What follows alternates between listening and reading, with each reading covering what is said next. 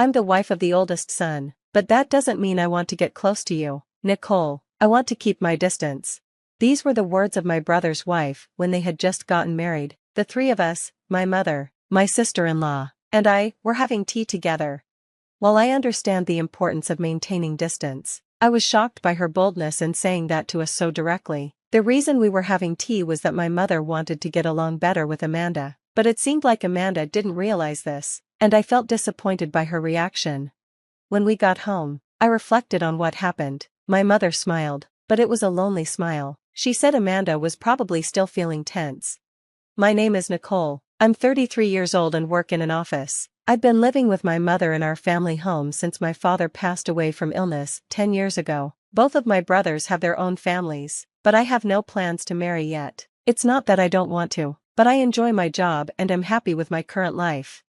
One evening, my phone rang. It was my sister-in-law, Amanda, calling. She had just given birth to her first child. It was unusual for her to call me, so I was curious. When I answered, she said, "It's been a while, Nicole. I just had the baby, but you haven't contacted me." Normally, I would expect my sister-in-law to thank me for congratulating her on the baby, but instead, she started the conversation in such a blunt way. She is the same age as me and has been married to my brother for 7 years. He adores her, but I've never liked her. She often makes sarcastic comments and talks in a nagging way, though she doesn't act like this with my brother. "Hello, Amanda. It's been a while. I should have reached out sooner. Sorry about that. And congratulations on the baby," I said. I had been busy with work and thought she would be busy too after giving birth, so I hadn't contacted her, but now I realized I was wrong. I decided not to mention that I had once apologized to her before, and she responded rudely, saying, "Are you trying to brag about how busy you are? I only work part-time, so you don't need to show off." Of course, I wasn't trying to brag. I was just apologizing sincerely. She just snorted. "Well, whatever," she said. "You should come visit the baby soon. She's a cute little girl." I could tell that Amanda's real intention was for me to give a nice baby shower gift. I felt disheartened by her words. Although the baby is my adorable niece and her birth is something to celebrate, I couldn't help but wonder why Amanda had to make such unnecessary comments. I just wished she would let me congratulate her when I was ready and with genuine feelings. "Alright, I'll come visit with my mom on a day that works for you," I said. "Oh, please don't bring your mom. I'm not good with her. I already introduced her to the baby when we left the hospital, and we even got congratulatory money from her," Amanda replied. I was irritated by her words. It felt like she was saying the only reason to meet my mom was to give a gift, and the way she talked about my mom, her mother-in-law, was hurtful. "Okay, I understand," I said. "Please let me know a convenient day. And sorry, but I need to go now. I'm taking my dinner break." Amanda's rude comments weren't anything new, but I didn't want to feel more uncomfortable, so I just replied casually and ended the call. I felt uneasy about everything. When I came downstairs, my mom, who was preparing dinner, saw my scowl and tilted her head. I thanked her for the meal and told her about the conversation with Amanda. I was upset and needed to vent. "Well, that's too bad, but there will be plenty of chances to see the baby," my mom said calmly, as if she wasn't bothered by Amanda's words. "It's been a long time since she married your brother, and her attitude is just too much," I said. "Your anger on my behalf makes me happy. By the way, I couldn't give it to you the other day because I wasn't ready, but could you take this with you as well?" my mom added, still wanting to give an extra gift, despite hearing my complaints. I smiled bitterly at the wrapped present. "Mom, you're really too kind." "Alright, I'll make sure to take it. It's for the baby, after all," I said. My mom nodded with a smile. There's a lot to think about when it comes to my sister-in-law, but it's for my adorable niece. I decided to think of it that way. On the day I went to Amanda's house, I ran into my younger brother's wife, Emily, on the way. Like me, Emily was also invited to Amanda's house. Emily married my brother 4 years ago, quickly became pregnant, and had a baby. Now, she's expecting her second child. It might sound rude to compare, but unlike Amanda, Emily is cheerful, honest, and gets along well with both my mom and me. When we arrived at Amanda's house, she greeted us in a surprisingly good mood. She led us into the living room, where the baby was sleeping in a crib. The sight of the innocent, sleeping baby made me feel calm and happy. We laughed quietly, not wanting to wake the baby, and sat down on the sofa. After Emily gave her gift, I handed over mine. I brought some blankets, toys, and a baby outfit that my mom made, I said. Amanda unwrapped the clothes my mother had made, and after looking at them, she sighed heavily.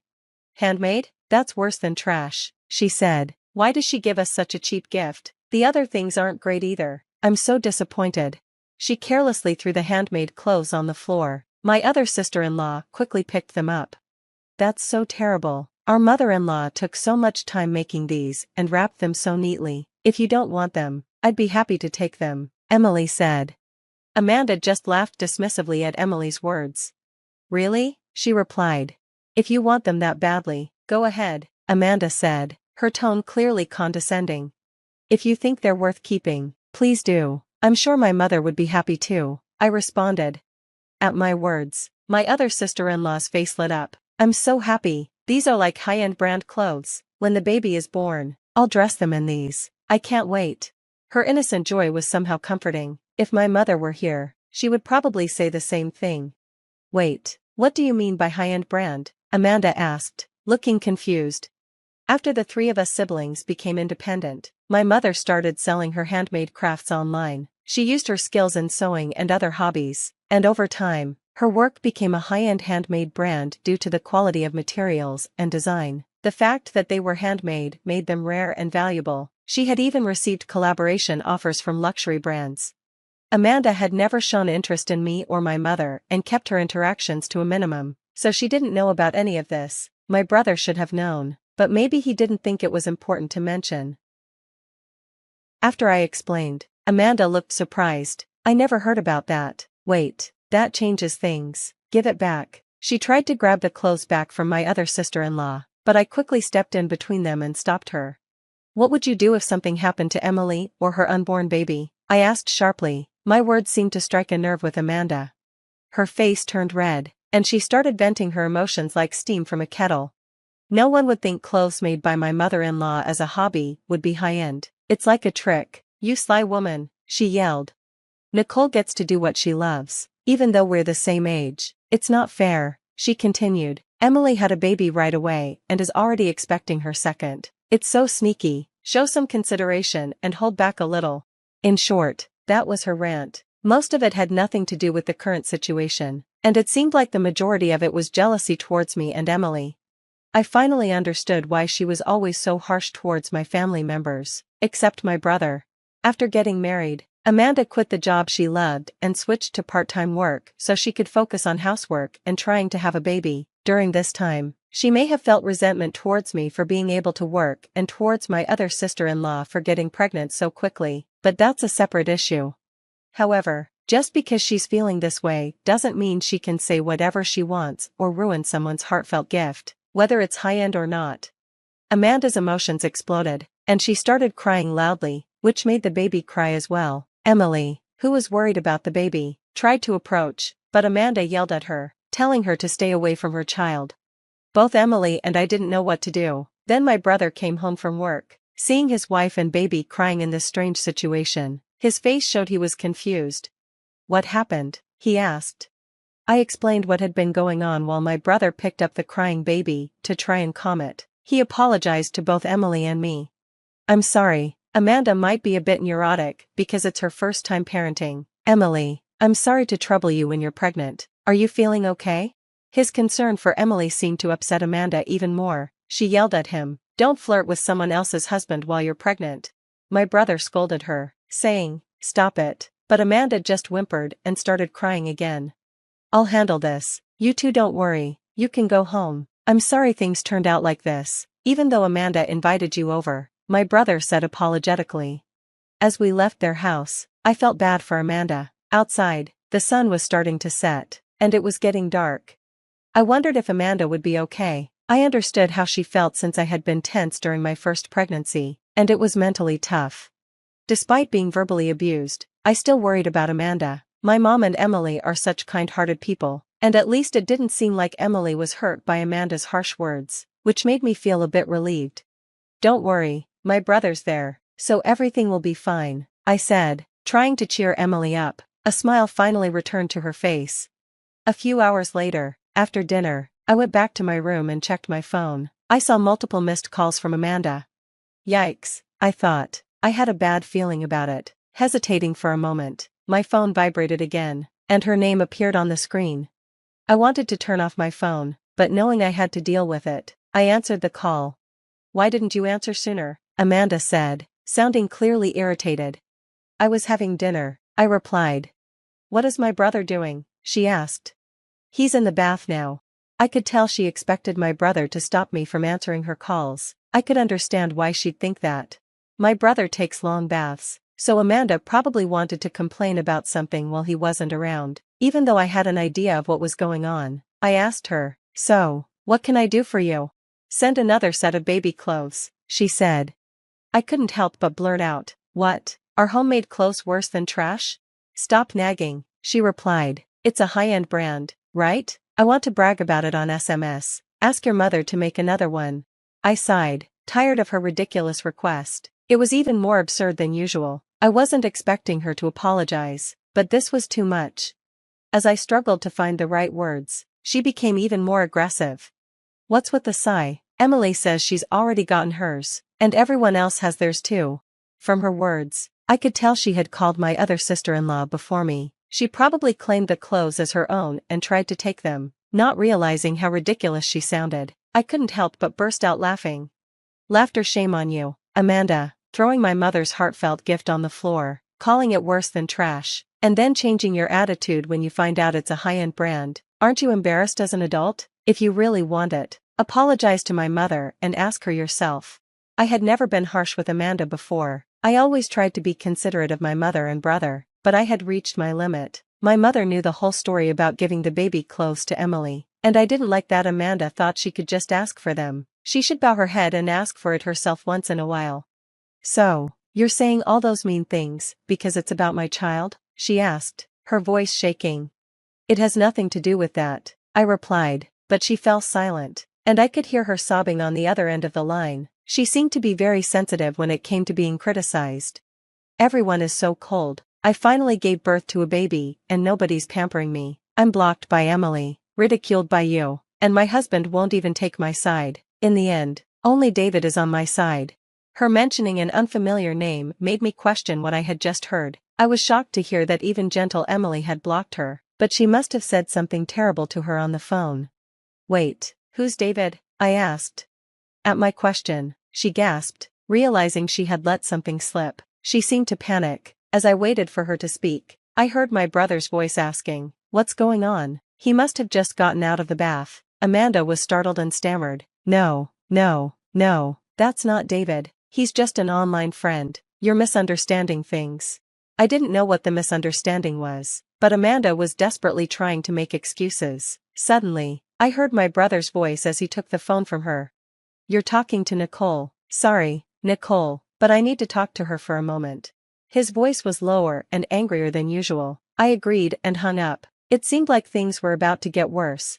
Later, my brother came to our house to tell us he was getting a divorce. First, he apologized for his wife's treatment of our mother's handmade clothes, which she had called trash. Amanda had always looked down on Emily, my mother, and me, so it was ironic that she felt belittled by a handmade gift. After the phone call, my brother confronted Amanda about the mysterious David. Since my brother had been busy with work, she had met David online and eventually cheated with him in person. Amanda confessed everything. She tried to justify it as a mistake due to loneliness, but that excuse didn't hold up. I knew my brother had been trying to balance work and family life, and it broke my heart to think about his feelings. Even my usually calm mother showed anger toward Amanda. They decided to do a DNA test on the baby, just in case. I never imagined that a simple visit to deliver a baby gift would lead to all of this. In the end, the DNA test proved that the baby wasn't my brother's. He received a large amount of compensation from Amanda and her lover, and the divorce was finalized. Amanda was also dumped by her lover and would likely have to work day and night to support herself. At least the baby would be raised by her sensible grandparents, not Amanda. 3 years have passed. My mother's handmade clothes and accessories are still loved by many. Emily and I are, of course, longtime fans. I got married last year and am now pregnant. My mother is already excitedly planning the baby's clothes. My brother, deeply hurt by what happened with his wife, has recently found a new girlfriend. I sincerely hope that he will find true happiness this time. Later, my brother came to our house to tell us he was getting a divorce. First, he apologized for his wife's treatment of our mother's handmade clothes, which she had called trash. Amanda had always looked down on Emily, my mother, and me, so it was ironic that she felt belittled by a handmade gift. After the phone call, my brother confronted Amanda about the mysterious David. Since my brother had been busy with work, she had met David online and eventually cheated with him in person. Amanda confessed everything. She tried to justify it as a mistake due to loneliness, but that excuse didn't hold up. I knew my brother had been trying to balance work and family life, and it broke my heart to think about his feelings. Even my usually calm mother showed anger toward Amanda. They decided to do a DNA test on the baby, just in case. I never imagined that a simple visit to deliver a baby gift would lead to all of this. In the end, the DNA test proved that the baby wasn't my brother's. He received a large amount of compensation from Amanda and her lover, and the divorce was finalized. Amanda was also dumped by her lover and would likely have to work day and night to support herself. At least the baby would be raised by her sensible grandparents, not Amanda. 3 years have passed. My mother's handmade clothes and accessories are still loved by many. Emily and I are, of course, longtime fans. I got married last year and am now pregnant. My mother is already excitedly planning the baby's clothes. My brother, deeply hurt by what happened with his wife, has recently found a new girlfriend. I sincerely hope that he will find true happiness this time.